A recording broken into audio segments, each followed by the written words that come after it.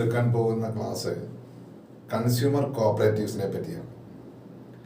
Consumer cooperatives എന്ന് പറഞ്ഞാൽ അതൊരു നോൺ ക്രെഡിറ്റ് ആണ്. നമുക്കറിയാം ക്രെഡിറ്റുമുണ്ട്, നോൺ ക്രെഡിറ്റുമുണ്ട്. ക്രെഡിറ്റ് എന്ന് പറയുന്നത് വായ്പ കൊടുക്കുന്ന സ്ഥാപനങ്ങളെ, സഹകരണ സ്ഥാപനങ്ങളെ മൊത്തം കൂടെ ചേർത്താണ് ക്രെഡിറ്റ് എന്ന് പറയുന്നത്. വായ്പയല്ലാതെ മറ്റൊരുപാട് സഹായങ്ങൾ ചെയ്യുന്ന, വായ്പേതര പ്രവർത്തനങ്ങൾ ചെയ്യുന്ന സ്ഥാപനങ്ങളെ മൊത്തം ചേർത്താണ് നമ്മൾ നോൺ ക്രെഡിറ്റ് കോപ്പറേറ്റീവ്സ് എന്ന് പറയുന്നത്. അതിൽ ക്രെഡിറ്റിനകത്തിലെ പ്രധാനമായിട്ടും നമുക്കറിയാം service cooperative bank, district cooperative bank, ഇപ്പം അതില്ല. Service cooperative bank, state cooperative bank, primary card bank, state card bank, urban cooperative society, employees cooperative society, agricultural improvement society, regional cooperative society, അതുപോലെ തന്നെ rural cooperative society. എന്നൊക്കെ റൂറലും റീജിയണലും ഒക്കെ അപ്പോൾ കുറച്ചേ ഉള്ളെങ്കിലും അതും ഒക്കെ ക്രെഡിറ്റ് സംഘങ്ങളാണ്. എന്നാൽ നോൺ ക്രെഡിറ്റ് വരുമ്പോൾ കൺസ്യൂമർ, മാർക്കറ്റിങ്, ഇങ്ങനെ അതുപോലെ തന്നെ ഫാമിങ്, ഡയറി, അതായത് മിൽക്ക് സൊസൈറ്റി, ഇങ്ങനെ അങ്ങോട്ട് പോകും. ഇതെല്ലാം വിവരിക്കുന്നത് ഈ സംഘങ്ങളെ പറ്റി മൊത്തം ഏതൊക്കെ സംഘങ്ങളെ ഉണ്ട് എന്നുള്ളത് അറിയണമെന്നുണ്ടെങ്കിൽ നമുക്കറിയാം കേരള കോപ്പറേറ്റീവ് സൊസൈറ്റീസ് റൂൾസിൽ 15ാമത്തെ റൂൾ എടുത്ത് നോക്കിക്കഴിഞ്ഞാൽ ഈ സംഘങ്ങളെ പറ്റി എല്ലാം നമുക്കറിയാൻ പറ്റും. ക്രെഡിറ്റും നോൺ ക്രെഡിറ്റും പറയുന്ന എല്ലാത്തരം സംഘങ്ങളും അതിൻ്റെ ടയറുകളും, അതായത് വിവിധ തട്ടുകളെ പറ്റിയൊക്കെ അതിനകത്ത് പറയുന്നുണ്ട്. ഇന്ന് നമ്മൾ എടുക്കാൻ പോകുന്നത് കൺസ്യൂമർ കോപ്പറേറ്റീവ് സൊസൈറ്റികളെ പറ്റിയാണ്. ഒരു നോൺ ക്രെഡിറ്റ് കോപ്പറേറ്റീവ് സൊസൈറ്റിയാണ്, അതാണ് ഇന്ന് എടുക്കാൻ പോകുന്നത്. ഇപ്പം കൺസ്യൂമർ കോപ്പറേറ്റീവ് സൊസൈറ്റി എന്ന് പറയുമ്പോൾ ലോകത്ത് ആദ്യമായിട്ടുണ്ടായ സഹകരണ സംഘം തന്നെ കൺസ്യൂമർ കോപ്പറേറ്റീവ്സാണ്. 1844 റോക്ക്ഡെയിലിലെ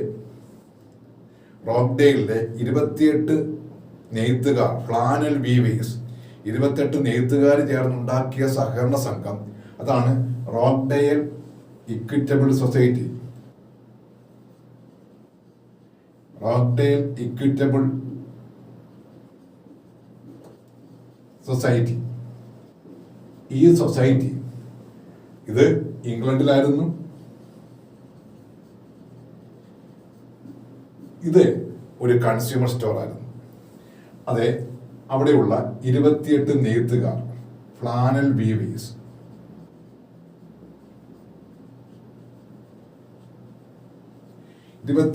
ഫ്ലാനൽ വീവേഴ്സ് ചേർന്ന് ചാൾസ് ഹൗറാത്ത് എന്ന് പറഞ്ഞ ആള്,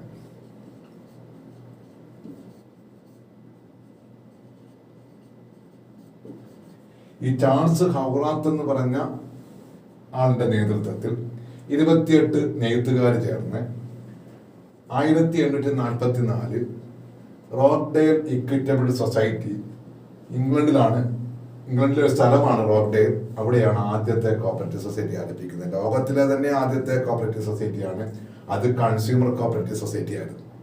അപ്പം ലോകത്ത് ആദ്യമായിട്ടുണ്ടായ കൺസ്യൂമർ കോപ്പറേറ്റീവ് സൊസൈറ്റിയും ലോകത്ത് ആദ്യമായിട്ടുണ്ടായ കോപ്പറേറ്റീവ് സൊസൈറ്റിയും രണ്ടും പറയുമ്പോൾ ഈ റോക്ക്ഡെയിൽ ഇക്വിറ്റബിൾ സൊസൈറ്റിയാണ്. അത് തന്നെ ഇംഗ്ലണ്ടിലാണ്. അതുകൊണ്ടാണ് ഇംഗ്ലണ്ട് കോപ്പറേറ്റീവ് മൂവ്മെന്റിന്റെ ബർത്ത് പ്ലേസ് ആയിട്ട് അറിയപ്പെടുന്നത്. ഇംഗ്ലണ്ട് കോപ്പറേറ്റീവ് മൂവ്മെന്റിന്റെ ബർത്ത് പ്ലേസ് എന്ന് പറയുന്നതിനോടൊപ്പം തന്നെ കൺസ്യൂമർ കോപ്പറേറ്റീവ്സിന്റെ ബർത്ത് പ്ലേസും ഇംഗ്ലണ്ട് എന്ന് പറയും. കാരണം ഈ കൺസ്യൂമർ കോപ്പറേറ്റീവ് സൊസൈറ്റിയാണിത്. അപ്പം ലോകത്തിലെ ആദ്യത്തെ കോപ്പറേറ്റീവ് സൊസൈറ്റി എവിടെയാണെന്ന് ചോദിച്ചാൽ അതും ഇംഗ്ലണ്ടിലാണ്. ലോകത്തിലെ ആദ്യത്തെ കൺസ്യൂമർ കോപ്പറേറ്റീവ് സൊസൈറ്റി എവിടെയാണെന്ന് ചോദിച്ചാൽ അതും ഇംഗ്ലണ്ടിലാണ്. രണ്ടും ഒന്ന് തന്നെയാണ്. അതാണ് ഇപ്പം ലോകത്ത് ക്രെഡിറ്റ് കോപ്പറേറ്റീവ് സൊസൈറ്റി ആദ്യമായിട്ട് ഡെവലപ്പ് ചെയ്തവിടെ ചോദിച്ചു കഴിഞ്ഞാൽ ആദ്യം ജർമ്മനി പറയും, അത് ക്രെഡിറ്റ് ആണ്. കൺസ്യൂമർ ഇവിടെയുമാണ്.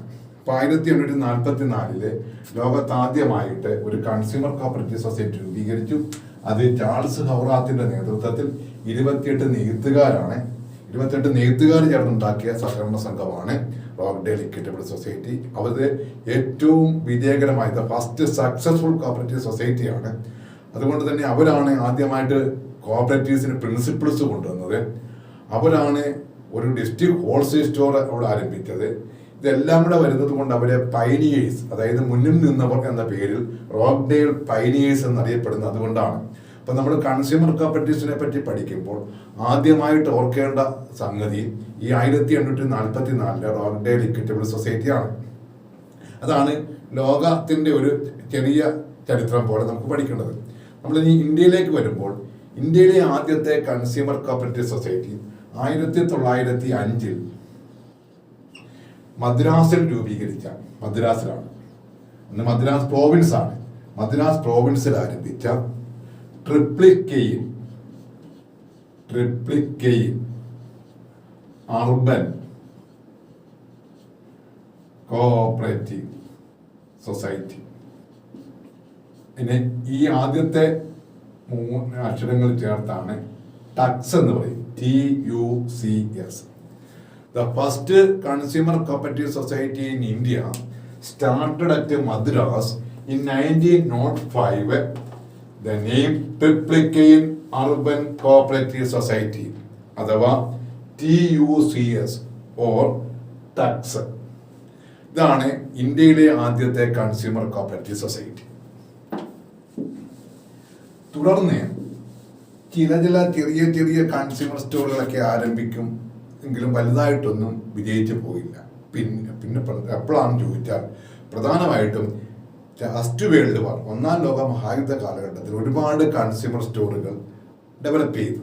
കാരണം ആ വേൾഡ് വാർ സമയത്തൊക്കെ ഭക്ഷ്യസാധനങ്ങൾക്ക് ദൗർലഭ്യമുണ്ടാകുകയും വില വലുതായിട്ട് വർദ്ധിപ്പിക്കുകയും പ്രൈവറ്റ് ഏജൻസി ഹോൾഡ് ചെയ്യുക, പൂഴ്ത്തിവെക്കുകയൊക്കെ ചെയ്തപ്പോൾ സാധനങ്ങൾക്ക് വില കൂടിയപ്പോൾ ജനങ്ങളെ സംരക്ഷിക്കാൻ വേണ്ടി കൺസ്യൂമർ സ്റ്റോറുകൾ ആരംഭിച്ചു. എന്നാൽ ഫസ്റ്റ് വേൾഡ് വാർ കഴിഞ്ഞപ്പോൾ അതെല്ലാം അങ്ങ് നിന്നുപോയി. പിന്നീട് സെക്കൻഡ് വേൾഡ് വാർ വന്നപ്പോൾ അന്നേരവും ഈ ഇഷ്യൂ വന്നപ്പോൾ കുറച്ച് കൺസ്യൂമർ സ്റ്റോറുകൾ വന്നു. അതും സെക്കൻഡ് വേൾഡ് വാർ കഴിഞ്ഞപ്പോൾ അതും അങ്ങ് നിർത്തി. ഇപ്പം ചുരുക്കി പറഞ്ഞാൽ 1905 കൺസ്യൂമർ സ്റ്റോർ ഉണ്ടാക്കിയതിനു ശേഷം തുടർന്ന് അങ്ങോട്ട് കുറച്ചേറെ കാലം യുദ്ധകാലത്ത് മാത്രം കുറച്ച് ഉയർന്നു വരികയും അതിനുശേഷം എല്ലാം നിർത്തുകയും ചെയ്യുന്നത് കൊണ്ട് നമ്മുടെ കൺസ്യൂമർ കോപ്പറേറ്റീവ്സിന്, ഇന്ത്യയുടെ കൺസ്യൂമർ കോപ്പറേറ്റീവ്സിന് ഒരു നിക് നെയിം ഉണ്ട്, ഒരു അപരനാമം, nickname, NIC nickname ഉണ്ട്. ആ നിക് നെയിം ഒരു മറ്റൊരു പേരുണ്ട്, അതാണ് വാർ ടൈം ബേബീസ്. അതുകൊണ്ട് നമ്മൾ കൺസ്യൂമർ കോപ്പറേറ്റീവ്സിനെ പറ്റി പറയുമ്പോൾ അതിൻ്റെ ഒരു മറ്റൊരു പേര് വാർ ടൈം ബേബീസ് എന്നാണ് എന്നെ അറിയപ്പെടുന്നത്. കാരണം നമുക്കറിയാം യുദ്ധകാലത്ത് മാത്രം ഉയർന്നു വരികയും യുദ്ധം കഴിയുമ്പോൾ ഇല്ലാതാവുകയും വീണ്ടും അടുത്ത യുദ്ധം വരുമ്പോൾ ഉയർന്നു വരികയും അതിനുശേഷം ഇല്ലാതാവുകയും ചെയ്യുന്നത് കൊണ്ട് നമ്മളുടെ ഇന്ത്യൻ കൺസ്യൂമർ കോപ്പറേറ്റീവ്സിന് ഒരു അപരനാമമുണ്ട്, അല്ലെങ്കിൽ നിക് നെയിം ഉണ്ട്, അതാണ് വാർ ടൈം ബേബീസ്. ഇങ്ങനെ യുദ്ധകാലത്ത് മാത്രം സംഘങ്ങൾ ഉയർന്നു വരുന്നതും ഒരു ശരിയായ സമീപനമല്ല എന്ന് കണ്ടുകൊണ്ട് 1960 കൺസ്യൂമർ കോപ്പറേറ്റീവ്സിനെ പറ്റി പഠിക്കുന്നതിന് വേണ്ടി ഗവൺമെന്റ് ഒരു കമ്മിറ്റിയെ വെച്ചു. ആ കമ്മിറ്റിയുടെ ചെയർമാൻ നടേശനായിരുന്നു, നടേശൻ കമ്മിറ്റി. ഇത് കൺസ്യൂമർ കോപ്പറേറ്റീവ്സിനെ പറ്റി മനസ്സിലാക്കുന്നതിന് വേണ്ടിയാണ്. കാരണം യുദ്ധകാലത്ത് മാത്രം ഉയർന്നു വരികയും പിന്നീട് അത് തകർന്നു പോവുകയും ചെയ്യുന്ന പോരാ, സ്ഥിരമായിട്ടൊരു കൺസ്യൂമർ സ്റ്റോർ ഉണ്ടാകേണ്ട ഒരു ആവശ്യകതയുണ്ട്.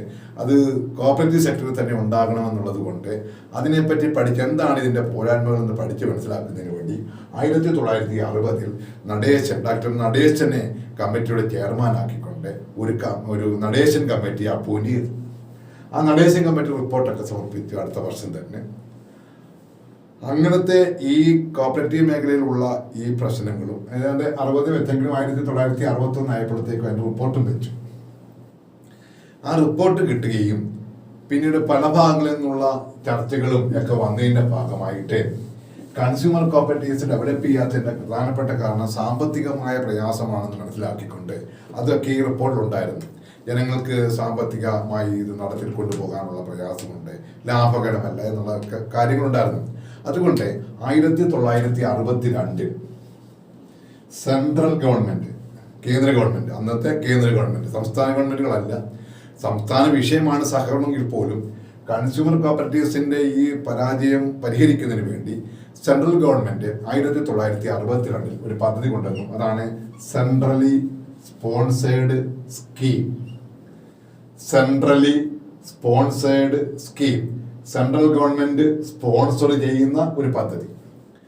അതിന്റെ ഭാഗമായിട്ട് സെൻട്രലി സ്പോൺസേർഡ് സ്കീം നടപ്പിലാക്കിയത് 1962 അപ്പോൾ 1962 centrally sponsored scheme was introduced by central government. ആ വാക്കിൽ തന്നെ ഉണ്ട് സെൻട്രലി എന്ന് വെച്ചാൽ ഉദ്ദേശിക്കുന്ന സെൻട്രൽ ഗവൺമെന്റ്.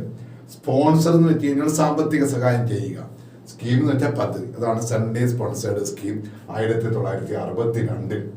ആ സമയം എന്ന് പറയുന്നത് ചൈനീസ് അഗ്രഷന്റെ കാലഘട്ടമാണ്. 1962 ഒരു സെൻട്രലി സ്പോൺസേർഡ് സ്കീം നടപ്പിലാക്കി. അതിന്റെ ഭാഗമായിട്ട്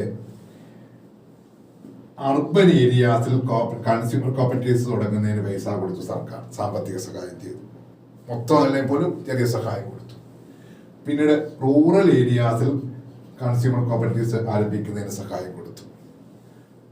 പിന്നീട് ഈ മെട്രോപൊളിറ്റൻ സിറ്റി അതായത് പ്രധാനപ്പെട്ട സിറ്റികളിൽ, അത് നമുക്ക് ന്യൂഡൽഹി, ബോംബെ, കൽക്കട്ട എന്നൊക്കെ പറയുന്ന മെട്രോപൊളിറ്റൻ സിറ്റി. അതുപോലെ തന്നെ ഗവൺമെന്റ് എംപ്ലോയീസ് കൂടുതലുള്ള ചില പ്രദേശങ്ങളിൽ കൺസ്യൂമർ സ്റ്റോറുകൾ ആരംഭിക്കുന്നതിന് മെട്രോപൊളിറ്റൻ സിറ്റികളിൽ ഗവൺമെന്റ് എംപ്ലോയീസ് കൂടുതലുള്ളിടത്തൊക്കെ അന്ന് അത് 62 അന്ന് സിറ്റികളൊക്കെ വളരെ കുറവായി. ഇന്ന് നമ്മുടെ നാട്ടിലെ എല്ലാ സിറ്റികളാണ്, പക്ഷെ അതുകൊണ്ട് കമ്പാരിറ്റീവ് എണ്ണം കുറവാണ്. ഗവൺമെന്റ് എംപ്ലോയീസ് കൂടുതലുള്ള പ്രദേശങ്ങളിൽ മാത്രമായിട്ട് കൺസ്യൂമർ സ്റ്റോർ ആരംഭിക്കുന്നതിന് സഹായം കൊടുത്തു. പിന്നെ ഇൻഡസ്ട്രിയൽ വർക്കേഴ്സ്, അതായത് ഇൻഡസ്ട്രിയൽ മേഖല, അതായത് ഇൻഡസ്ട്രിയൽ വർക്കേഴ്സ് കൂടുതലുള്ള പ്രദേശത്തെ ചില സ്ഥാപനങ്ങളോട് ചേർന്ന്, കാരണം കുറച്ച് വലിയ ഇപ്പോൾ വൻ സ്ഥാപനങ്ങളൊക്കെ കാണും, വലിയ ഒരുപാട് ആൾക്കാർ ജോലിയുള്ള വ്യവസായ മേഖലയുണ്ട്. അവിടങ്ങളെ കേന്ദ്രീകരിച്ച് കൺസ്യൂമർ സ്റ്റോർ ആരംഭിക്കുന്നതിനും ധനസഹായം കൊടുത്തു. അങ്ങനെ 1962 സെൻട്രലി സ്പോൺസേർഡ് സ്കീമിന്റെ ഭാഗമായിട്ട് 4 പദ്ധതിയായിരുന്നു. ഒന്ന്, consumer cooperatives in urban areas, consumer cooperatives in rural areas, consumer cooperatives among government employees or metropolitan cities and consumer cooperatives in among industrial workers. ഇത്രയുമായിരുന്നു ആ പദ്ധതിയുടെ ഭാഗം.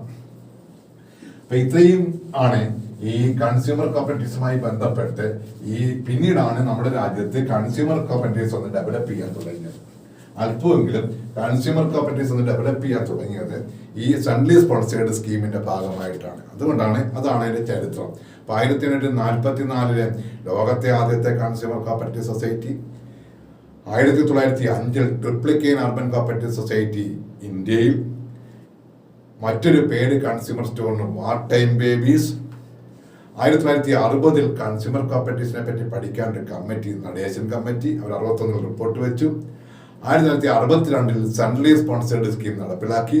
അതിൽ 4 പദ്ധതികളായിരുന്നു ഉണ്ടായിരുന്നത്. ഒന്ന് അത് റൂറൽ ഏരിയാസില്, മറ്റൊന്ന് അർബൻ ഏരിയാസില്, മറ്റൊന്ന് ഇൻഡസ്ട്രിയൽ വർക്കേഴ്സിന്റെ ഇടയിൽ, മറ്റൊന്ന് ഗവൺമെന്റ് എംപ്ലോയീസിന്റെ ഇടയിൽ. ഇത്രയും ഭാഗമൊക്കെ ആയപ്പോഴത്തേക്കും ഇന്ത്യയിലെ കൺസ്യൂമർ കോപ്പറേറ്റീവ്സിന്റെ ഒരു വികസനം ആരംഭിച്ചു എന്നുള്ളതാണ് ഇതിന്റെ കാര്യം. അങ്ങനെ ഇതാണ് ഈ കൺസ്യൂമർ കോപ്പറേറ്റീവ്സുമായി ബന്ധപ്പെട്ട് ചെറിയതായ ഒരു ചരിത്രം. അടുത്ത നമുക്ക് പഠിക്കാനുള്ളത്, ഇതുമായിട്ട് ബന്ധപ്പെട്ട് പഠിക്കാനുള്ളത്, ഈ കൺസ്യൂമർ കോപ്പറേറ്റീവ്സിന്റെ ടയർ, അതായത് തട്ട്, അതിന്റെ ഘടന. അത് മിക്ക സംസ്ഥാനങ്ങളിലും primary consumer store at the village or bottom level, ഏറ്റവും അടിത്തട്ടിൽ പ്രൈമറി കൺസ്യൂമർ സ്റ്റോറും, district wholesale store DWS at the middle or the district level, and state cooperative consumers federation at the apex or the top level. ഇതാണ് സംസ്ഥാനത്തെ ഒരു രീതി. ഇതെല്ലാം കൂടാതെ ഇന്ത്യയിൽ മൊത്തത്തിൽ national cooperative consumers federation NCCF ഉണ്ട്. അങ്ങനെയാണ് ഇന്ത്യയിൽ മൊത്തത്തിൽ നോക്കുമ്പോൾ, നമ്മുടെ സംസ്ഥാനത്ത് നിന്ന് നോക്കുമ്പോൾ 4 തട്ട് കാണാം. ഏറ്റവും മുകളിൽ നാഷണൽ കോപ്പറേറ്റീവ് കൺസ്യൂമേഴ്സ് ഫെഡറേഷൻ, സംസ്ഥാനത്ത് state cooperative consumers federation, district wholesale store, പ്രാഥമിക ലെവലിൽ പ്രൈമറി കൺസ്യൂമർ സ്റ്റോർ. ഇത് നമ്മുടെ കേരളത്തിലാവുന്നതാണ് 3 ടയർ തന്നെയാണ്. അതായത് primary consumer store at the bottom level, district wholesale store at the district level, and Kerala state cooperative consumers federation. Kerala state cooperative consumers federation, അതിന്റെ ചുരുക്കപ്പേരാണ് consumer fed at the top level or apex level.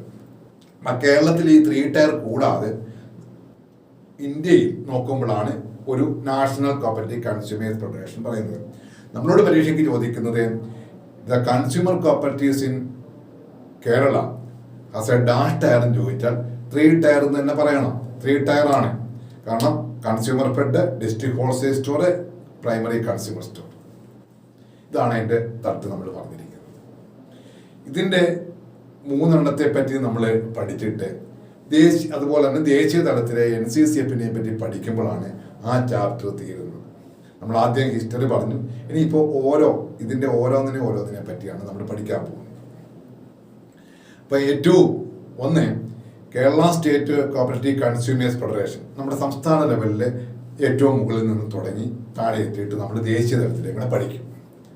അപ്പം ദേശീയ തലത്തിലേത് ഇതിൻ്റെ തട്ടായിട്ട് പഠിക്കരുത് നമ്മൾ. കാരണം കേരളത്തിൽ നിന്ന് നോക്കുമ്പോൾ കേരളത്തിൽ അപ്പെക്സ്, സെൻട്രല്, പ്രൈമറി അങ്ങനെ പഠിക്കണം. അപ്പം അതുകൊണ്ട് നമ്മൾ Kerala state cooperative consumers federation, Kerala state cooperative consumers federation KSCCF, അതിൻ്റെ ചുരുക്കപ്പേരാണ് കൺസ്യൂമർ ഫെഡ്.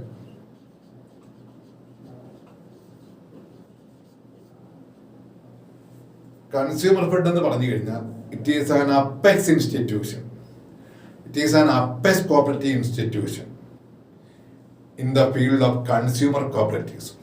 കൺസ്യൂമർ കോഓപ്പറേറ്റീവ്സിന്റെ മേഖലയിൽ അപ്പെക്സ് ഇൻസ്റ്റിറ്റ്യൂഷനാണ് കൺസ്യൂമർ ഫെഡ്.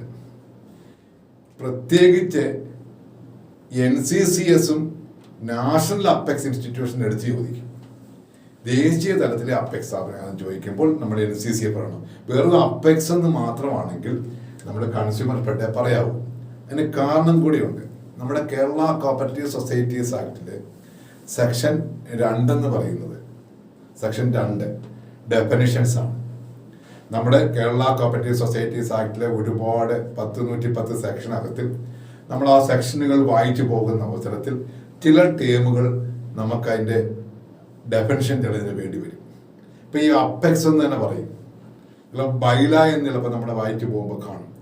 അതുപോലെ തന്നെ വർക്കിംഗ് ക്യാപിറ്റൽ അല്ലെങ്കിൽ സെയിൽ ഓഫീസർ, ഇങ്ങനെയുള്ള പല കാര്യങ്ങളും നമ്മൾ പഠിച്ചു പോകുമ്പോൾ, അല്ലെങ്കിൽ primary card bank, state card bank എന്നൊക്കെ പറയും. ഇപ്പം എന്താണെന്ന് നമുക്ക് അറിയണമെന്നുണ്ടെങ്കിൽ അതിനെപ്പറ്റി കുറച്ച് ഡെഫിനിഷൻസ് കൊടുത്തിട്ടുണ്ട് സെക്ഷൻ 2. സെക്ഷൻ 2 A, B അങ്ങനെ താഴോട്ട് ക്രമത്തിലാണ് കൊടുത്തിരിക്കുന്നത്. അതിൽ ആദ്യത്തെ A, രണ്ടാമത്തെ സെക്ഷനിലെ A ഈ പറയുന്നത് അപ്പെക്സ് സൊസൈറ്റിയുടെ ഡെഫിനിഷനാണ്. എന്താ അപ്പെക്സ് എന്ന് പറഞ്ഞാൽ the whole of the state as its area operation. The whole of the state as its area operation. സംസ്ഥാനം മൊത്തം പ്രവർത്തന പരിധി ആയിരിക്കണം. അപ്പൊ അപ്പെക്സ് എന്നുള്ളതിന്റെ ഇവിടുത്തെ അർത്ഥം മുകളിൽ എന്നുള്ള മാത്രം അർത്ഥമല്ല, അത് ആ ടേമിന്റെ അർത്ഥമാണ് അപ്പെക്സിന്റെ ഏറ്റവും മുകളിൽ എന്നുള്ളത്. പക്ഷെ ഇവിടെ ഒരു ഡെഫിനിഷൻ ഉണ്ട്. അപ്പെക്സ് എന്ന് പറഞ്ഞ സൊസൈറ്റി, അപ്പെക്സ് സൊസൈറ്റി എന്ന് പറഞ്ഞാൽ the whole of the state as its area operation. നമ്മുടെ സംസ്ഥാനം മൊത്തം പ്രവർത്തന പരിധി ആയിരിക്കണം. അതാ ഒരു കണ്ടീഷൻ. അതിന്റെ മെമ്പേഴ്സ് ഉള്ളി അതർ സൊസൈറ്റി, അതിന്റെ മെമ്പർമാർ മറ്റ് സൊസൈറ്റികളായിരിക്കണം. ഏതെങ്കിലും സൊസൈറ്റി ആയാൽ പോരാ, വിത്ത് സിമിലർ ഓബ്ജക്റ്റ്. ആ അപ്പെക്സ് സ്ഥാപനത്തിന്റെ അതേ ഓബ്ജക്റ്റുകളുള്ള താഴെയുള്ള സ്ഥാപനങ്ങളായിരിക്കണം അംഗങ്ങൾ. അപ്പം അപ്പെക്സ് സൊസൈറ്റിന്റെ whole of the state as its area operation and members only other society with similar object and മാത്രമല്ല declared as such by the registrar. എന്നിട്ട് അപ്പെക്സ് ആണെന്ന് രജിസ്ട്രാർ ഡിക്ലെയർ ചെയ്ത് കഴിയുമ്പോൾ that society is called apex society. അതുകൊണ്ട് അങ്ങനെ ചോദിക്കുമ്പോൾ apex society, കേരളത്തിലെ apex society ആണ് കൺസ്യൂമറിന്റെ ഏതെന്ന് ചോദിച്ചു കഴിഞ്ഞാൽ നമ്മൾ എഴുതും കൺസ്യൂമർ ഫെഡ് എന്ന് എഴുതും. മറ്റേ ഈ ലോയുമായി ബന്ധപ്പെട്ട് പഠിക്കുമ്പോൾ നമ്മൾ കൂടുതൽ ഡെഫിനിഷനൊക്കെ മനസ്സിലാക്കും. ഞാനിപ്പോൾ ഈ അപ്പെക്സ് എന്ന് പറഞ്ഞത് കൊണ്ട് ഇവിടെ അപ്പെക്സ് എന്ന് കേൾക്കുമ്പോൾ പെട്ടെന്ന് ഏറ്റവും മുകളിൽ എന്നുള്ള അർത്ഥത്തിലല്ല നമ്മളെ ഇവിടെ കൂടുതൽ ഉപയോഗിക്കുന്നത്.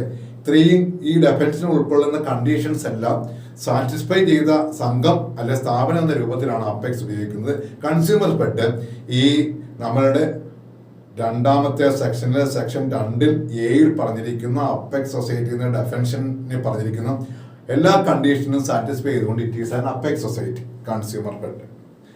ഈ കൺസ്യൂമർ ഫെഡ് 1965 രജിസ്റ്റർ ചെയ്യുന്നത്. 1965 ഇത് രജിസ്റ്റർ ചെയ്യുന്നത്. ഇതിന്റെ ഹെഡ് ക്വാർട്ടർ എറണാകുളമാണ്. Consumer fed was registered in 1965 with headquarter at Ernakulam. അപ്പൊ അതിന്റെ രൂപീകരണ സമയവും സ്ഥലവും അതാണ് പറഞ്ഞത്. മറ്റൊരു പ്രത്യേകത ഇതിന്റെ കൺസ്യൂമർ ഫെഡ് എന്ന് പറയുമ്പോൾ നമുക്കറിയാം എല്ലാ കോപ്പറേറ്റീവ് സൊസൈറ്റിക്കും ഒരു പ്രത്യേകതയുണ്ട്. അതിനൊരു ബൈല കാണും. ബൈല രജിസ്റ്റർ ചെയ്ത ബൈലോയാണ് ബൈല എന്ന് പറയുന്നത്. നമ്മുടെ ഒന്നുകൂടെ പറയുകയാണ്, സെക്ഷൻ 2 നമ്മൾ 2 പറഞ്ഞായിരുന്നു. 2 എന്ന് പറഞ്ഞാൽ ബൈലയാണ്. അങ്ങനെ കുറച്ചേറെ ഡെഫിനിഷൻസ് ഉണ്ട്. ബൈല എന്ന് പറഞ്ഞാൽ bylaw means registered bylaw of a cooperative society. ഒരു ബൈല രജിസ്റ്റേർഡ് ബൈലോയെ മാത്രമേ നമ്മൾ ബൈല എന്ന് പറയത്തുള്ളൂ. അല്ലെങ്കിൽ നമ്മളെ ഡ്രാഫ്റ്റ് ബൈല എന്നൊക്കെ പറയത്തുള്ളൂ. ഡ്രാഫ്റ്റ് ബൈല. അപ്പൊ ബൈല ഒരെണ്ണത്തിൽ ഒരു ബൈല എനിക്ക് കിട്ടിയെന്ന് വെച്ചാൽ അർത്ഥം ആ ബൈല എന്ന് വെച്ചാൽ രജിസ്റ്റർ ചെയ്ത സംഘത്തിന്റെ ബൈല ആയിരിക്കും. രജിസ്റ്റർ ചെയ്താൽ മാത്രമേ ബൈല എന്ന് പറയാനൊക്കത്തുള്ളൂ. അപ്പൊ ഇവിടെ എല്ലാ സംഘങ്ങൾക്കും ബൈല ഉണ്ട്. രജിസ്റ്റർ ചെയ്ത സംഘങ്ങൾക്കെല്ലാം ഒരു ബൈല കാണും. അത് അതാത് സംഘത്തിന്റെ കോൺസ്റ്റിറ്റ്യൂഷനും ഇന്റേണൽ മാനേജ്മെന്റ് കാര്യങ്ങളൊക്കെ പ്രതിപാദിക്കുന്നതാണ്. അതിന്റെ പ്രവർത്തനങ്ങളെ പറ്റിയൊക്കെ പ്രതിപാദിക്കുന്നതാണ്. അതില് പല പല ഹെഡിങ്ങുകൾ കാണും. ആ ഹെഡിങ്ങില് ഓരോ ഐറ്റത്തിന്റെയും അടിക്ക് ഇപ്പം ഒന്നാമത്തെ name and address of the society, അത് ആ സംഘത്തിന്റെ പേരും അഡ്രസ്സും ആയിരിക്കും. വേറെ സംഘത്തിന്റെ ബൈലായിക്കാത്തിൽ അതിന്റെ പേരും അഡ്രസ്സും ആയിരിക്കും. പിന്നെ ഏരിയ ഓപ്പറേഷൻ, ആ സംഘത്തിന്റെ ഏരിയ ഓപ്പറേഷൻ എവിടെയാണെന്നായിരിക്കും അതിൽ പറയുന്നത്. വേറെ സംഘത്തിന്റെ ആണെങ്കിൽ ഏരിയ ഓപ്പറേഷൻ ഹെഡിങ് കാണും, പക്ഷെ താഴെ പറഞ്ഞിരിക്കുന്ന ഇത് മാറ്റം കാണും. അങ്ങനെ ഓരോ സംഘത്തിനും ഓരോ ബൈലായുണ്ട്. ഈ കേരള സ്റ്റേറ്റ് കോപ്പറേറ്റീവ് കൺസ്യൂമേഴ്സ് ഫെഡറേഷനും ഒരു ബൈലായിക്കാത്തിൽ നമുക്കറിയാം. ബൈലായിക്കാത്തിൽ ഏരിയ ഓപ്പറേഷൻ കാണും, നെയിം കാണും, ഷെയർ കാണും. ഷെയർ എന്ന് പറയുന്നത് എത്ര രൂപ ഷെയർ, ഒരു സംഘത്തിന്റെ ഷെയർ പരമാവധി authorise share capital, authorise share capital എത്ര നിരത്തി പറഞ്ഞിരിക്കും. പരമാവധി പിരിക്കാവുന്ന ഷെയർ, പിരിക്കുന്ന ഷെയർ എത്രയാണെന്ന് ബൈലോയ്ക്കകത്ത് കാണത്തില്ല.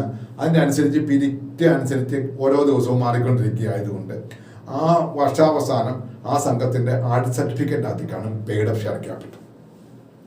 ഓതറൈസ് ഷെയർ ക്യാപിറ്റൽ മാത്രമേ ഈ ബൈലോയ്ക്കകത്ത് കാണത്തുള്ളൂ. എന്നാൽ അപ്പൊ തന്നെ ഒരു സംഘത്തിന്റെ ബൈലോയ്ക്കകത്ത് കാണും ഈ സംഘത്തിന്റെ ഓതറൈസ് ഷെയർ ക്യാപിറ്റൽ 10 ലക്ഷമായിരിക്കും. അത് കഴിഞ്ഞ് വേറെ സംഘത്തിൻ്റെ അതിൽ 20 ലക്ഷമായിരിക്കും. അങ്ങനെ ഓരോ സംഘത്തിന്റെയും ബൈലോയ്ക്കകത്ത് അത് പറഞ്ഞിരിക്കും.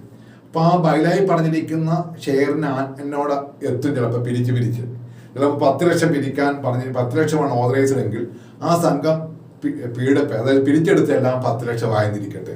അത് കഴിഞ്ഞ് ഷെയർ പിരിക്കാൻ അവകാശമില്ല. പക്ഷേ സഹകരണ സംഘം നമുക്കറിയാം ഓപ്പൺ ആൻഡ് വോളണ്ടറി മെമ്പർഷിപ്പാണ്. ആർക്കും എപ്പോഴും മെമ്പർഷിപ്പ് കൊടുക്കണം. ഇപ്പൊ 10 ലക്ഷം ഷെയർ കഴിഞ്ഞിരിക്കുന്നു. അപ്പോഴാണ് നമ്മളൊരാൾ അവിടെ സംഘത്തിലേക്ക് ഒരു ഷെയർ എടുക്കാൻ വേണ്ടി ചെല്ലുമ്പോൾ പറയും ഞങ്ങളുടെ ഓതറൈസ്ഡ് ഷെയർ ക്യാപിറ്റൽ അവസാനിച്ചിരിക്കുന്നു, അതുകൊണ്ട് ഞങ്ങൾ ഇനി അങ്ങോട്ട് എടുക്കുന്നേ ഇല്ല എന്ന് പറയാൻ പാടില്ലല്ലോ. അതുകൊണ്ട് ഓതറൈസ്ഡ് ഷെയർ ക്യാപിറ്റലിന് ഈക്വലായിട്ട് പെയ്ഡപ്പ് വന്നു കഴിയുമ്പോൾ ആ ഓതറൈസ്ഡ് ഷെയർ ക്യാപിറ്റൽ വർദ്ധിപ്പിക്കണമെങ്കിൽ ബൈല അമെൻഡ് ചെയ്തുകൊണ്ട് വർദ്ധിപ്പിച്ച് അടുത്ത 10 ലക്ഷം എന്നുള്ളത് ഞങ്ങളുടെ paid-up share authorised share capital 20 ലക്ഷം ആക്കിയിരിക്കുന്നു എന്ന് പറഞ്ഞുകൊണ്ട് പൊതുയോഗം വിളിച്ചു കൂട്ടി അവിടെ ബൈല അവരെ കൊണ്ട് പൊതുയോഗത്തിൽ അംഗീകരിച്ച് 2 ആൾക്കാരെ കൊണ്ട് അംഗീകരിപ്പിച്ചിട്ട് രജിസ്ട്രാർക്ക് അയച്ചു കൊടുത്ത് രജിസ്ട്രാർ അത് ഒപ്പിട്ട് കഴിയുമ്പോൾ ആ 10 എന്നുള്ള 20 ആകും. അങ്ങനെ വർദ്ധിപ്പിക്കാം. എന്നാൽ ഇവിടെ ഞാൻ ഇത്രയും പറയാൻ കാരണം കൺസ്യൂമർ ഫെഡിന്റെ ഓതറൈസ്ഡ് ഷെയർ ക്യാപിറ്റൽ എന്ന് പറഞ്ഞൊരു ഒരു ഐറ്റമേ ഇല്ല. അത് നോട്ട് ഫിക്സഡ്, അങ്ങനെ ഫിക്സ് ചെയ്തിട്ടില്ല. ബാക്കി എല്ലാ സംഘങ്ങളുടെയും ഓതറൈസർ എത്ര ആണെന്ന് ബൈലായി പറഞ്ഞിരിക്കും. പിന്നെ അതിൻ്റെ അനുസരിച്ച് കൂട്ടണമെങ്കിൽ കൂട്ടും. പക്ഷെ ഇതിന്റെ ഒരു ഫിക്സ് പറഞ്ഞിട്ടേ ഇല്ല. അപ്പം authorised share capital of the authorised share capital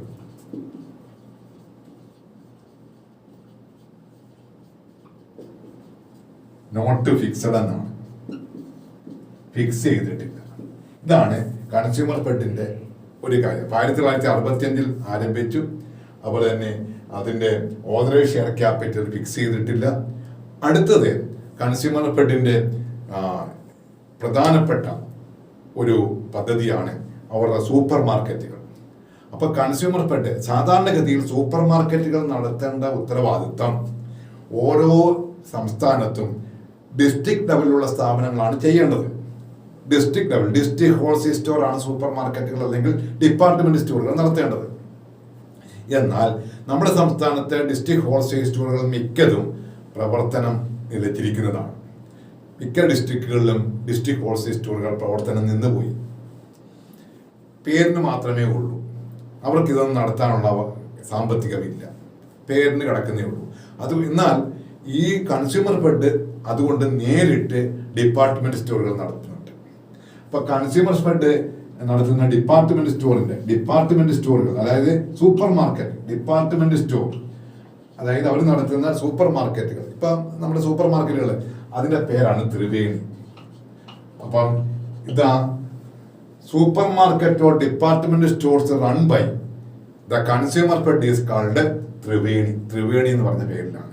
ഈ ത്രിവേണിക്ക് വേറെ പ്രത്യേകതകളുണ്ട്. ഈ കൺസ്യൂമർ ഫെഡ് ഒരുപാട് ഉൽപ്പന്നങ്ങൾ ഇറക്കുന്നുണ്ട്.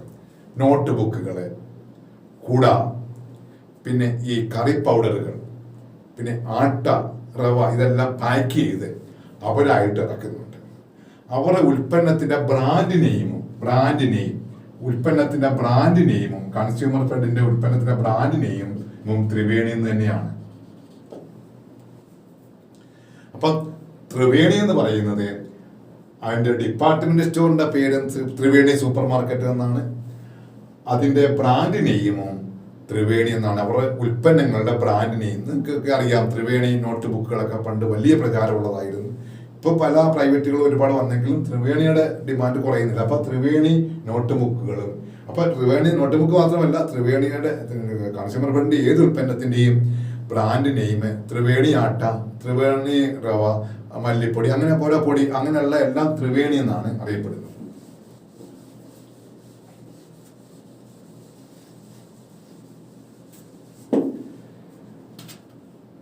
പിന്നെ ഈ നമ്മുടെ കൺസ്യൂമർ മേഖലയില്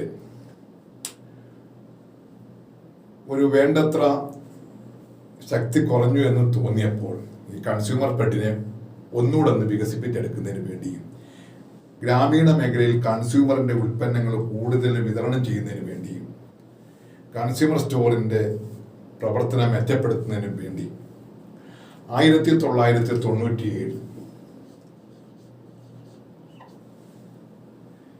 ഇന്റഗ്രേറ്റഡ് റൂറൽ കൺസ്യൂമർ ഡെവലപ്മെന്റ് ഒരു സ്കീം അല്ലെങ്കിൽ project, integrated rural consumer development scheme or project എന്ന് പറഞ്ഞുകൊണ്ട് 1997 അന്നത്തെ കേരള ഗവൺമെന്റ് പദ്ധതി കൊണ്ടുവന്നു 1997.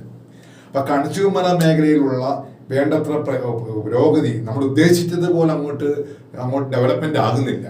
ജനങ്ങൾക്ക് റീസണബിൾ പ്രൈസിന് നല്ല ഉൽപ്പന്നങ്ങൾ, അതായത് അൺഅലർട്ടഡ്, അതായത് ഒരു രൂപത്തിലും മായം ചേർക്കാത്ത ഉൽപ്പന്നങ്ങൾ ന്യായവിലയ്ക്ക് കൊടുക്കുക എന്നുള്ളതാണ് കൺസ്യൂമർ സ്റ്റോറിന്റെ ഉദ്ദേശം.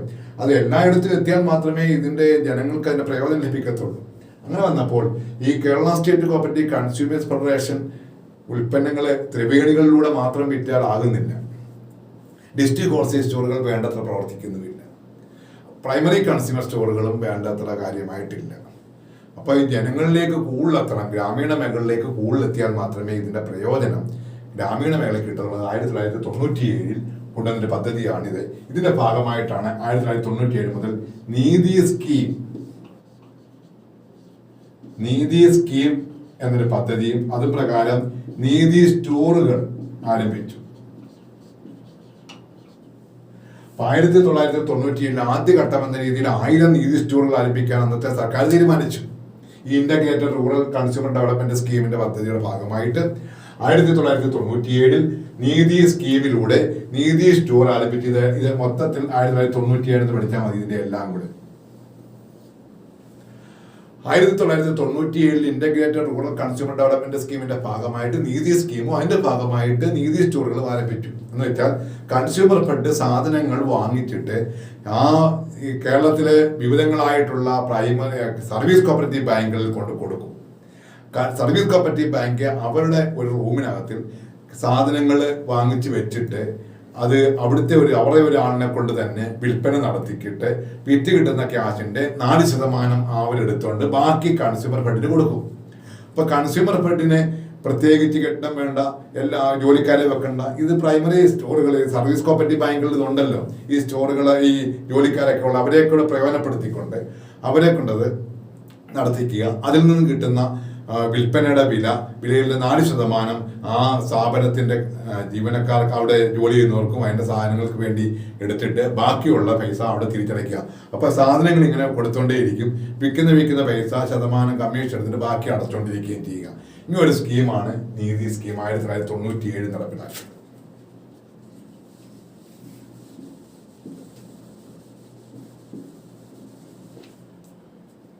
അതിനുശേഷം 1998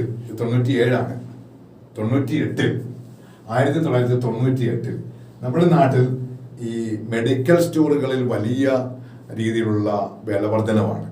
അതിനെ വളരെയധികം വില കുറച്ച് കൊടുക്കാവുന്നതാണെങ്കിൽ പോലും തീരെ വില കുറയ്ക്കാതെ കൊടുത്തുകൊണ്ടിരിക്കുമ്പോൾ ആ മേഖലയിലും കൂടി ജനങ്ങളെ സഹായിക്കാൻ വേണ്ടി 1998 നീതി മെഡിക്കൽസ് ആരംഭിച്ചത്.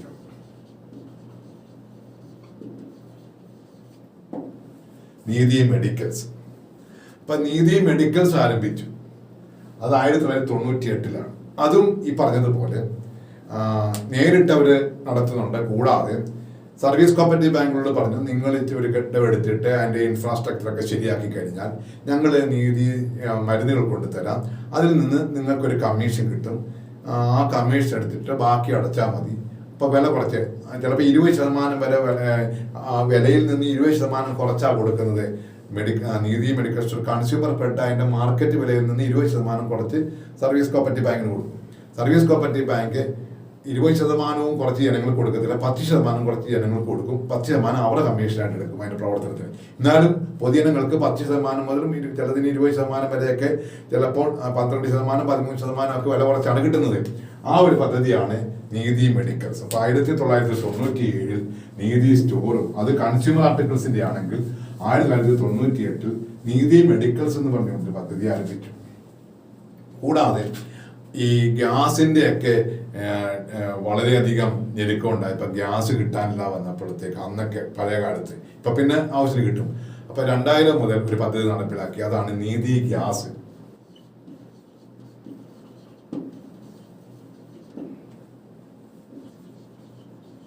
ഇപ്പൊ അത് സുനീതി എന്നറിയപ്പെടും. പേര് മാറി, സുനീതി ഗ്യാസ്. ഇപ്പൊ നീതി ഗ്യാസ് ആയിരുന്നു, അതിപ്പോ അത് സുനീതി ഗ്യാസ് എന്നാക്കിയിട്ടുണ്ട്. അതും ഇതിന്റെ ഭാഗമായിട്ട് കൺസ്യൂമർ ഫെഡിന്റെ ഒരു പദ്ധതിയായിട്ടാണ് നമ്മൾ കാണുന്നത്. അപ്പൊ നമ്മൾ ഇതേവരെ പറഞ്ഞത് കൺസ്യൂമർ കോപ്പറേറ്റീവ്സിന്റെ ഹിസ്റ്ററി ആദ്യം പറഞ്ഞു. 1844 ആദ്യത്തെ ആരംഭിച്ചു. ലോകത്ത് ആദ്യമായിട്ട് ഇന്ത്യയിൽ വന്നപ്പോൾ ട്രിപ്ലിക്കേൻ അർബൻ കോപ്പറേറ്റീവ് സൊസൈറ്റി 1905 ആരംഭിച്ചു. പിന്നീട് യുദ്ധകാലത്ത് മാത്രം വളർന്നു വരുന്നത് കൊണ്ട് യുദ്ധകാല സന്ധികളിൽ നിന്ന് മാത്രം പറഞ്ഞു. 1960 ഒരു നടേശൻ കമ്മിറ്റി അപ്പോയിന്റ് ചെയ്തു. 1962 സെൻട്രലി സ്പോൺസേഡ് സ്കീം നടപ്പിലാക്കി. അങ്ങനെ ഒരു പദ്ധതി പറഞ്ഞു.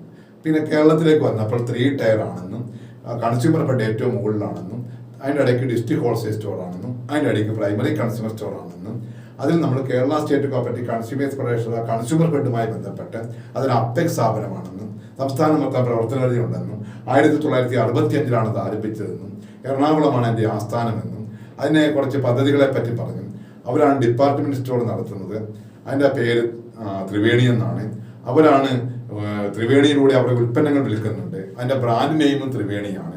1997 മുതൽ അവരുടെ ഉൽപ്പന്നങ്ങൾ primary agriculture credit society PACS അഥവാ സർവീസ് കോപ്പറേറ്റീവ് ബാങ്കിലൂടെ വിൽക്കുന്ന ഒരു പദ്ധതി കൊണ്ടുവന്നു. അത് 97 അതാണ് നീതി സ്കീം അഥവാ നീതി സ്റ്റോർ. അതിനുശേഷം 98 അവര് നീതി മെഡിക്കൽസ് ആരംഭിച്ചു. പിന്നെ 2000 മുതൽ ഒരു ഗ്യാസ് പദ്ധതി, അതായത് നീതി ഗ്യാസ് എന്നായിരുന്നു, ഇപ്പൊ അത് സുനീതി എന്നറിയപ്പെടും. ഇത്രയാണ് നമ്മുടെ കൺസ്യൂമർ ഫെഡുമായി ബന്ധപ്പെട്ട് നമ്മൾ ഓർത്തിരിക്കേണ്ട ബേസിക് ആയിട്ടുള്ള കാര്യങ്ങൾ.